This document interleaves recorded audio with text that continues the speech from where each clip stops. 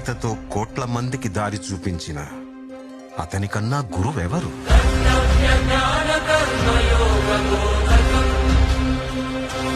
రక్షణ కోసం సముద్రం మధ్యలో ద్వారకా నగరాన్ని కట్టిన అతనికన్నా గొప్ప ఆర్కిటెక్ట్ ఎవరు?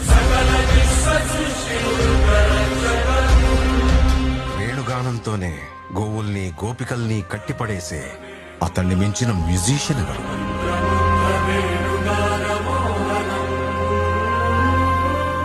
ధర్మం కోసం యుద్ధం చేయమని చెప్పిన అతన్ని మించిన వీరుడెవరు?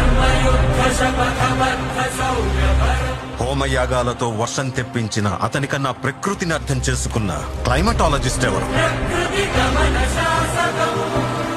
అన్కంట్రోలబుల్ ఆర్పిఎం తో తిరిగే సుదర్శన చక్రాన్ని కంట్రోల్ చేసే అతనికి మించిన కైనెటిక్ ఇంజనీర్ ఎవరు?